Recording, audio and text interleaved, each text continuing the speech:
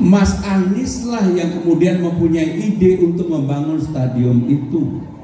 Bahwa stadionnya sudah selesai, iya. Tetapi transportasinya, infrastrukturnya belum selesai.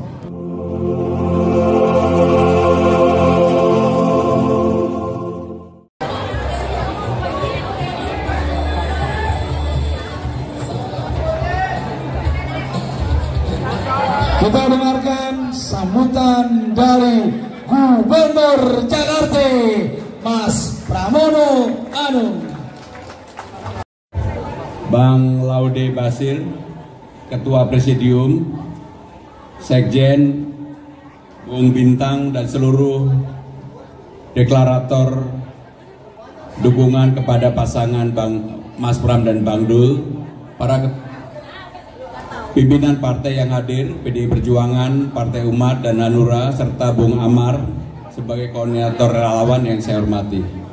Saudara-saudara sekalian, sore hari ini saya seperti mendapatkan energi baru untuk bertarung lebih keras, lebih kuat, karena sehari ini saya keliling di beberapa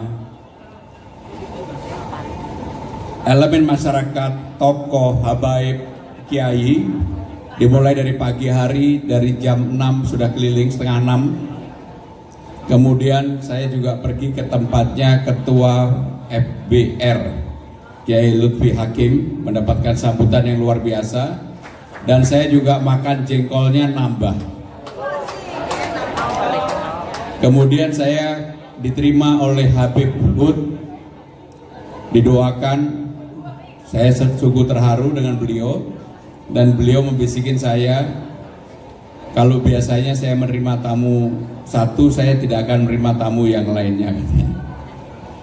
Yang terakhir dengan Habib Abu Bakar, dia didampingin oleh Haji Nuri, tokoh Betawi, dan sekarang mendapatkan dukungan deklarasi ini. Saudara-saudara sekalian, betul yang disampaikan Bung Laude, ketika saya maju, jangankan 0%, dicari aja nggak ada di lembaga survei.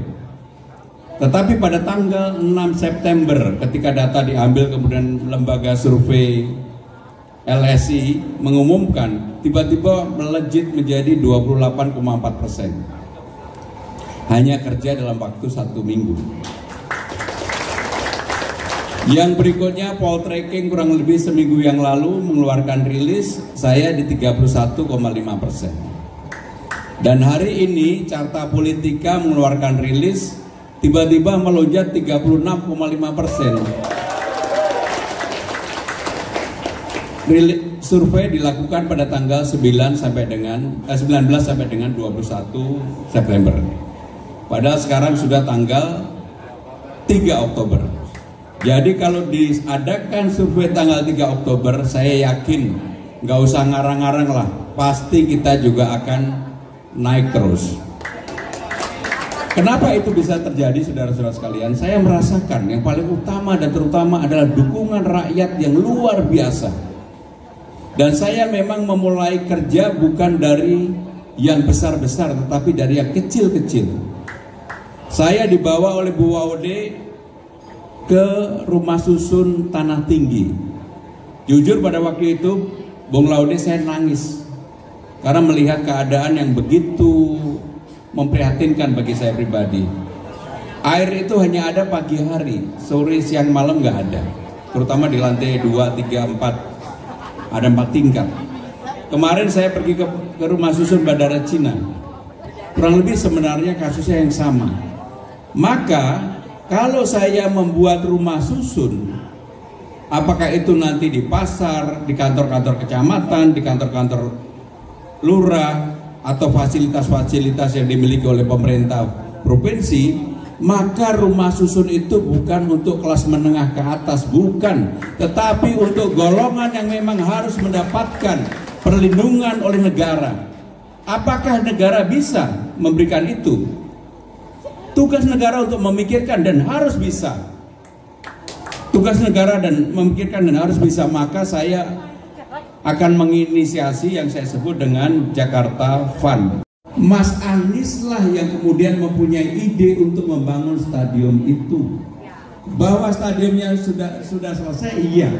Tetapi transportasinya, infrastrukturnya belum selesai. Maka ketika ada Dewa main di sana, kemarin Bruno Mars, ya karena transportasinya belum selesai, nggak bisa orang begitu selesai langsung pulang. Maka menjadi tugas gubernur siapapun, kalau saya terutama, melanjutkan legacy yang sudah ditinggalkan Mas Anies itu, dibangunkan infrastruktur bukan hanya LRT, tetapi juga KRL-nya frekuensinya ditambah, MRT-nya yang mentok sampai Ancol dibelokkan juga ke kanan sampai Tanjung Priok. Kalau itu terjadi, maka JIS menjadi ikon baru, simbol baru bagi warga Jakarta. Sehingga dengan demikian saudara-saudara sekalian, cara saya berpikir menyelesaikan persoalan-persoalan Jakarta, saya tidak hadir dari awang-awang, tetapi saya betul-betul memulai dari bawah. Ketika 3-4 hari yang lalu saya diajak Mbak Waude ke Cideng. Mbak Waude ini pinter banget, saya langsung diajak masuk tempatnya ketua RT, ketua RW 03 ya, atau 07. Rumahnya, belakangnya rel kereta, depannya selokan. Selokannya tidak jalan, rel keretanya yang jalan terus. Tetapi tidak ada pagernya. Apa yang terjadi? Setiap saat kemungkinan untuk terjadi kecelakaan itu bisa terjadi. Padahal tempatnya tidak lebih dari 1,5 kilo dari istana kantor saya sehari-hari. Tidak lebih. Artinya apa saudara-saudara sekalian? Disparitas, perbedaan orang kaya miskin di Jakarta itu masih sungguh sangat mencolok. Maka dengan demikian, izinkanlah saya, kalau saya diberi amanah, saya tidak punya beban politik pada siapapun. Termasuk banyak orang bertanya sama saya, kok Mas maju ini seakan-akan kelihatannya tidak ada persiapan, kok dibanding yang lain lebih siap. Deklarasi di mana-mana, saya tiap hari turun ke lapangan. Alat peraga saya nggak kalah sama yang lain. Waktu maju, kemudian juga pembentukan tim pemenangan, program visi misi dan seterusnya tidak kalah dengan yang lain, bahkan kita di depan. Ini artinya Bung Laude dan teman-teman sekalian, saya serius untuk memenangkan pertarungan ini, dan saya mohon disupport, saya mohon didukung. Kalau kemudian saya bisa mendapatkan amanah ini, saya berjanji terutama untuk masyarakat yang di bawah. Karena bagi saya, orang-orang yang sudah berkecukupan, yang sudah mampu, mereka punya jalan sendiri untuk menyelesaikan persoalannya. Tetapi bagi warga yang tidak mampu, warga yang kurang mampu, sudah saatnya negara hadir, pemimpin hadir untuk menyelesaikan persoalan mereka. Terima kasih. Wassalamualaikum warahmatullahi wabarakatuh. Dan saya baru tahu, dan ini nanti akan saya minta di tim pemenangan, kalau Jakarta menyala itu hahaha-nya 3 kali.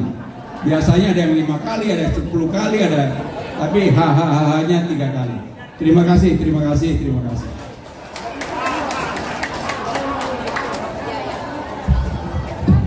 Selanjutnya adalah